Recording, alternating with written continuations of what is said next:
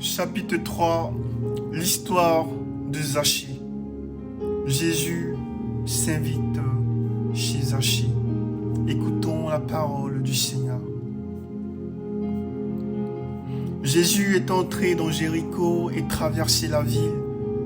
Or, il y avait là un homme du nom de Zachée, un homme fort riche qui était chef des collecteurs de l'impôt. Il voulait absolument voir qui était Jésus, mais il ne le pouvait pas, car il était de petite taille et il y avait beaucoup de monde. Il courut donc en avant, là où il devait passer, et il monta sur un sycomore afin de le voir. Et quand Jésus arriva à cet endroit, il leva les yeux et lui dit : « Zachée, dépêche-toi de descendre, car c'est chez toi que je dois m'arrêter aujourd'hui. » Zachée aussitôt s'empressa de descendre, et c'est avec grande joie qu'il le reçut. Voyant cela, tous murmuraient et l'on disait : « Il s'est arrêté chez un pécheur de bonne condition. » Mais Zachée faisait le pas et disait au Seigneur : « Je vais donner aux pauvres la moitié de mes biens. Seigneur, et si j'ai extorqué quelque chose à quelqu'un, je vais rendre 4 fois plus. » Jésus dit alors, pensant à lui : « Aujourd'hui, le salut est entré dans cette maison. N'est-il pas lui aussi fils d'Abraham ?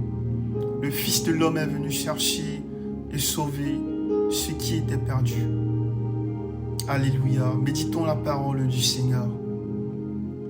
N'est-il pas lui aussi fils d'Abraham ? Abraham, qui es-tu ? Nous savons pour la plupart d'entre nous que Abraham est le père de la foi et qu'il a manifesté une telle confiance, une confiance aveugle à Yahvé. Et de lui est sorti le fils de la promesse, Isaac. Quand nous voulons parler de Dieu, combien de fois ne l'avons-nous pas appelé comme l'ont fait nos ancêtres dans la foi, le Dieu d'Abraham, d'Isaac et de Jacob, le Dieu de 3 générations successives. Abraham engendra Isaac et Isaac engendra Jacob. En nous associant à ceux qui croient en Jésus, nous affirmons et confessons que nous sommes aussi fils d'Abraham. Et lorsque nous laissons le Christ entrer dans notre maison, nous laissons le salut y entrer également.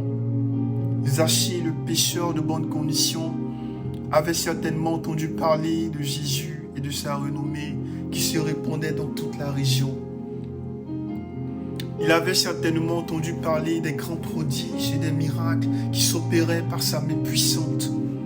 Jésus, la star, l'homme-dieu, attirait tous les regards et faisait déplacer des foules, et ces gens accouraient de partout. Je pense que si Jésus était de notre siècle, il ferait certainement la une de toutes les chaînes. Ce n'est pas tant ce qu'il désirait, il aimait faire les choses tellement discrètement. Ce sont les témoignages de ces personnes qui se répandaient de bouche à oreille et qui firent de lui la personnalité la plus pipeau de Jéricho. Et comme c'était vrai.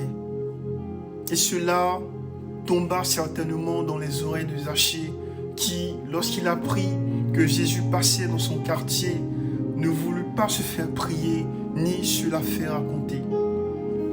Il a dû certainement suspendre ses activités, les tâches que lui avait confiées le roi de sa région pour écouter le véritable roi, que j'aime appeler affectueusement Sa Majesté. Déterminé et motivé plus que jamais, il se fondit dans la masse, laissant de côté son titre fort, respectable. Il a certainement été indexé, traité de voleur, car on le considérait comme tel, et c'est bien le cas aujourd'hui. Mais lui ne s'est pas laissé intimider ni par la foule, ni par sa petite taille. Il s'imagina : comment ferais-je pour le voir ?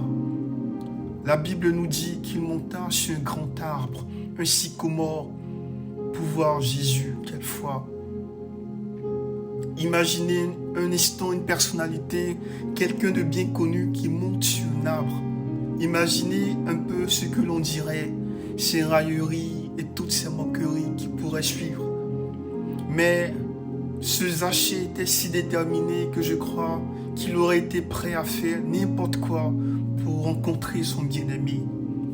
Aujourd'hui, tu es peut-être une star ou peut-être pas, mais serais-tu prêt à faire n'importe quoi pour Christ?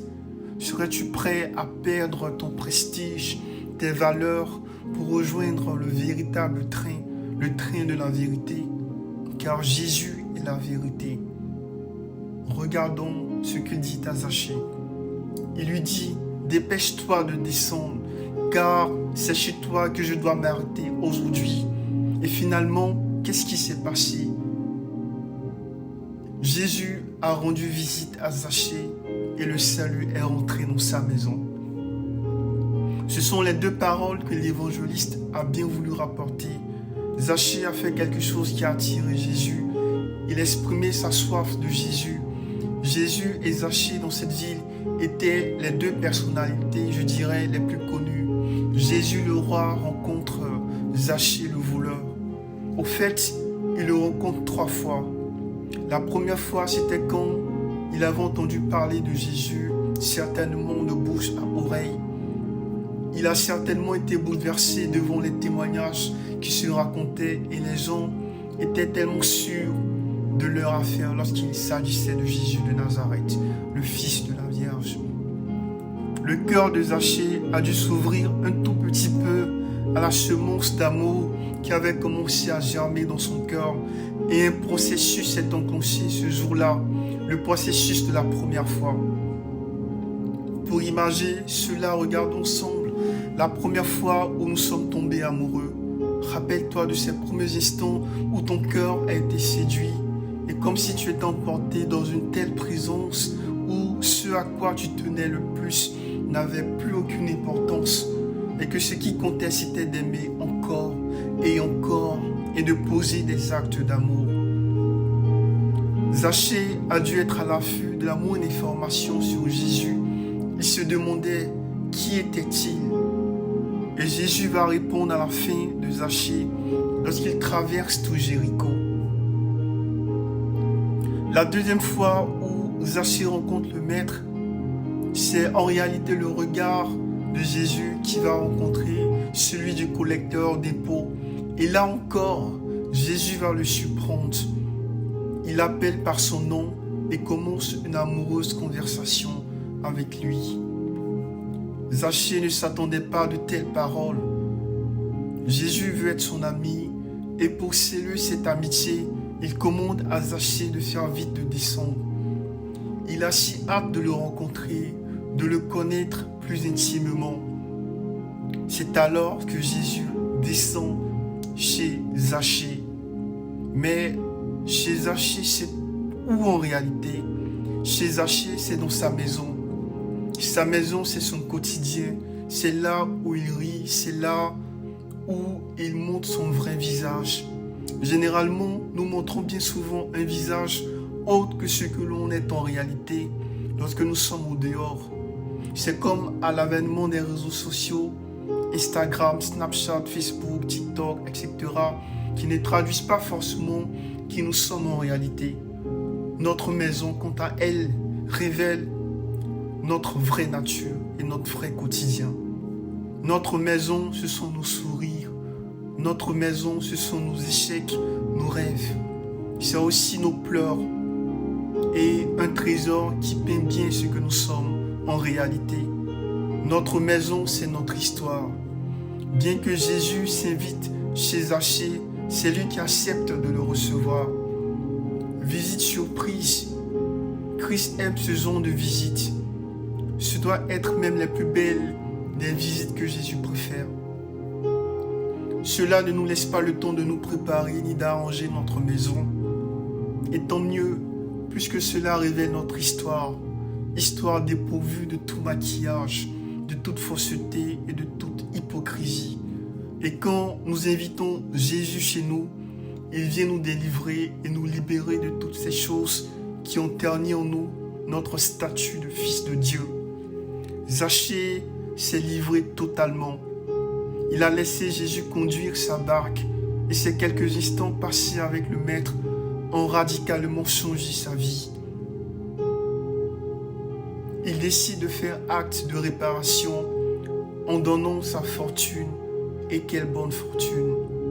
Il vient de découvrir une fortune inestimable, d'une valeur incommensurable. Jésus en personne, le don de Dieu. Et cela me rappelle une parole du Christ qui disait que le royaume des cieux est comparable à une pierre précieuse et que lorsque quelqu'un l'a trouvée, s'en va vendre tous ses biens pour se la procurer. Peut-être que Christ, en disant cette parabole ce jour-là, a pensé à Zachée, lui qui avait répondu oui à l'amour de Dieu. Ma sœur, mon frère, et toi, que répondras-tu? Tu as entendu parler de Jésus ou tu le découvres peut-être aujourd'hui à travers cette méditation. L'histoire de Zachée raconte et peut s'apparenter à ton histoire, à ce que tu traverses intérieurement. Le Christ veut que tu l'invites là où tu as connu des échecs. Il veut que tu l'invites là où tu as remporté tes victoires sans lui. Car il veut tellement remporter avec toi de vraies victoires. Des victoires qui ne sont suivies d'aucun chagrin. Pas ces victoires ou ces succès que nous présente notre monde aujourd'hui, ces forces victoires. Lui, le Seigneur, veut te faire marcher sur des lieux élevés. Il ne veut que toi. Il est tellement épris d'amour pour toi. Je crois que si tu connaissais le don de Dieu, tu ne tarderais pas de descendre de ton sycomore et tu n'aurais pas honte de ta petite taille comme Zachée. Tu sais, Jésus t'aime tel que tu es et désire que tu sois ce que tu es réellement. Il désire que tu reviennes à lui. Et dans ta barque, lui avec toi, à coup sûr, vous serez victorieux. Il veut s'inviter sur toi aujourd'hui. Il veut te connaître personnellement et te restaurer comme jamais auparavant. Et aujourd'hui, si tu entends sa voix, mon frère, ma soeur, n'endurcis pas ton cœur. Répondras-tu à l'invitation du Christ? Alléluia.